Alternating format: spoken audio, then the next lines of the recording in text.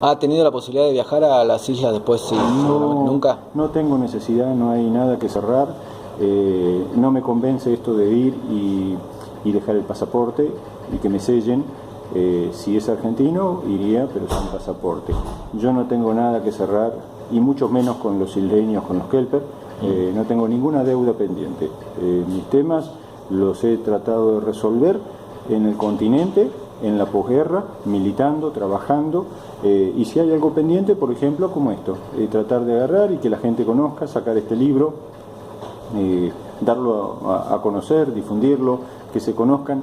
No somos ejemplos de nada, simplemente lo que estamos tratando de hacer con el libro es que otros tomen la iniciativa o nos copien para también animarse a contarlo y nutrir a todo el pueblo de un montón de sensaciones que son las que nosotros hemos vivido y situaciones que hemos sufrido en la posguerra, con un gobierno que desmalvinizó, otro que, bueno, la dictadura nos agarró, y obviamente que la prioridad no eran los veteranos. Nos tuvieron 1 año y pico y sin embargo no hicieron nada. El que vino, había 2 millones de prioridades y veteranos tampoco era prioridad. Recién 10 años después empezamos a cobrar una pensión y hoy más o menos estamos en un nivel aceptable y con prestaciones aceptables, pero todavía falta muchísimo de reconocimiento, de demostrar las cosas realmente como son, ¿no? Y que se pueda conocer, que se malvinice realmente. Y lo que pretendemos con el libro es eso, recorrer, darlo a conocer. Hoy lo he presentado 2 iniciativas, una en el Consejo Deliberante. He estado charlando con su presidente, el señor Pablo Torres. También fuimos a hablar con el secretario de Gobierno, porque también se presentó en el Ejecutivo, para que en oportunidad de la visita, que creo que se va a dar en el mes de junio, fines de junio, sea declarado de interés la visita, el libro, en fin, que vean ellos cuál es la mejor forma de poder concretar esto para que tenga difusión y la gente de la Prida se pueda acercar a ver la charla, ¿no?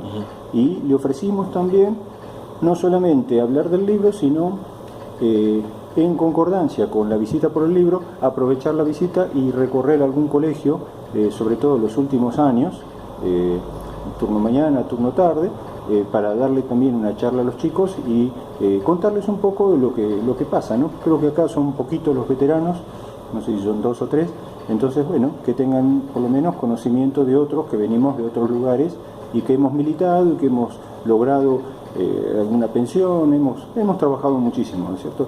Y que se conozca todo esto. El libro habla de testimonios. Usted es un excombatiente. ¿Cuál es su testimonio? Mi testimonio, yo soy de los más antiguos que trabajan en el PAMI. De hecho, entré en octubre del 82. Entonces, si bien hablo de la guerra, me he tomado el trabajo de hacer todo un reconto, porque quien me acompaña, en su momento era mi novia, me ayudó a traducir todo un material que yo había traído de un congreso internacional en Austria. Esa documentación que la tradujimos y que tradujo ella y que me ayudó, la fui presentando en un montón de lugares. Terminó siendo el PAMI el que tomó el desafío y creó el área que yo proponía de atención al veterano. Y hoy es el PAMI el principal sustento de la obra social de todos los veteranos de guerra, pero de todos, familiares de los caídos, que recién los nombrábamos, los soldados, los civiles, el personal militar que se fue de baja porque estaba desencantado, y los oficiales y suboficiales. Todos tienen la obra social del PAMI a lo largo de todo el país. Entonces mi testimonio va un poco a contar todo eso. ¿Cómo fue crear una oficina? ¿Qué metas tenía? ¿Cómo un gobierno de golpe porrazo venía, te daba una mano bárbara, y de golpe porrazo 6 meses después el mismo gobierno o el mismo director o presidente del PAMI te borraba de lo que se refería a la grilla, con lo cual vos de la noche a la mañana tenías trabajo, pero pasabas a hacer ñoqui porque tu oficina te la habían hecho desaparecer. Y si hacían desaparecer la oficina, por ende los veteranos dejaban de tener esos beneficios.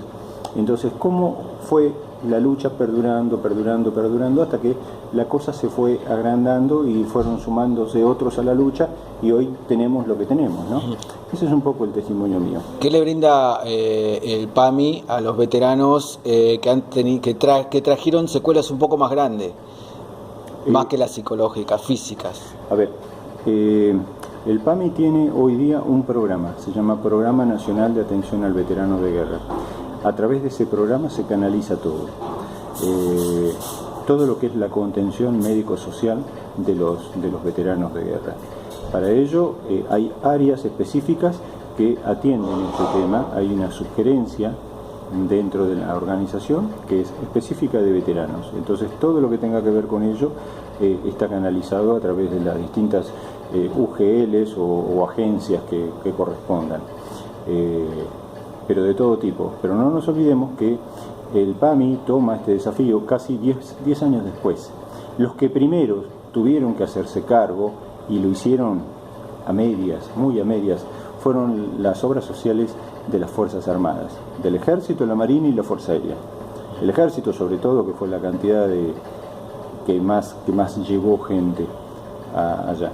Así que todo lo que tenga que ver con prótesis y eso, de entrada, la primera responsabilidad estaba en las Fuerzas Armadas. Tengo una consulta.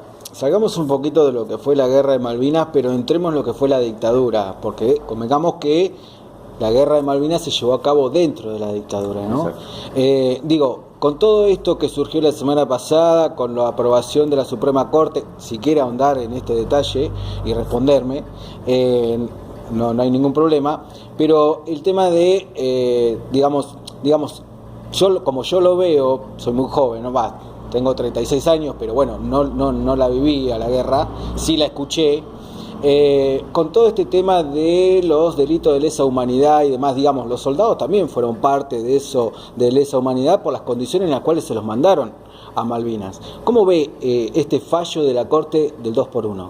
A ver, la dictadura cometió 2 millones o 3 de macanas, pero en lo que respecta a Malvinas, para eso estuvo el informe de Rattenbach y los que fueron informados o juzgados fueron producto de ese informe.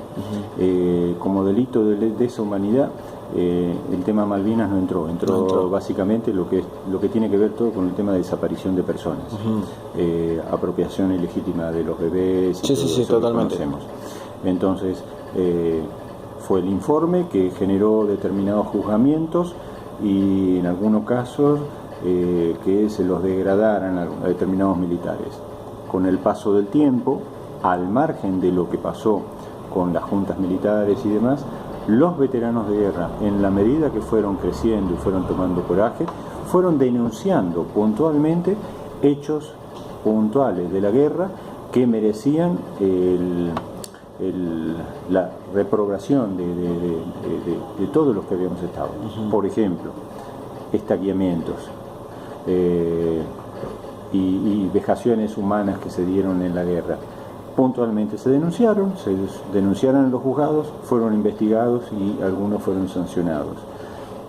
También los veteranos de guerra con el tiempo fueron denunciando a los veteranos truchos, aquellos que estaban cobrando una pensión sin haber estado en la guerra, lo fueron denunciando. Son situaciones totalmente distintas y hemos encontrado otro canal para ir denunciando cada una de las cuestiones.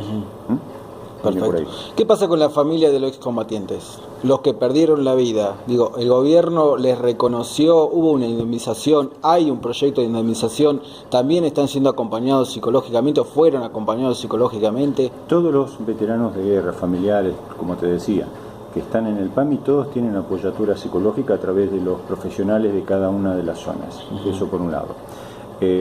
Acá hay que hacer, como te decía hoy, un corte, un quiebre en lo que fue a primer momento y lo que se dio a partir de la inclusión de ellos en el instituto. Los familiares de los caídos, puntualmente, fue vergonzoso el trato que tuvieron, porque Argentina no tenía costumbre de estar en guerras y lo único que había como antecedente más cercano era la guerra del Paraguay. Entonces, los familiares de los caídos, que sus hijos habían fallecido en Malvinas en promedio 19 años, 20 a lo sumo. 18. ¿Cuántos años tenía usted? Yo tenía 19. 19. Éramos clase 62 y fueron muy poquitos de la clase 63 que recién se había incorporado a principios de marzo, fines de febrero, principios de marzo, y 30 días después, sin jurar la bandera ni nada, fueron enviados a Malvinas.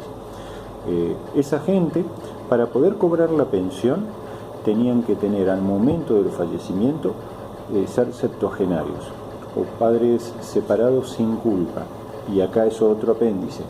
En el caso de las separaciones de aquella época, se daban por un artículo que era mucho más fácil la separación, se llamaba el 67 bis, y eso significaba culpas compartidas.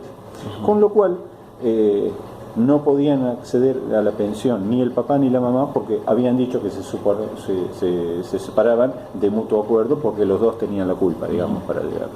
Y eso evitaba muchos trámites en la separación. Y si no, ser septuagenarios, quiere decir que, como tenían en promedio entre 40 y 50 años, tenían que esperar hasta tener 70 años, y a los 70 años sí podían reclamar la pensión por el hijo fallecido en Malvinas. Cuando nosotros logramos la inserción de algunas leyes, una de ellas fue la ley de pensiones, la 23.848. Se dio en el año 91. A partir de ese momento es que los veteranos en general empiezan a cobrar un haber mínimo.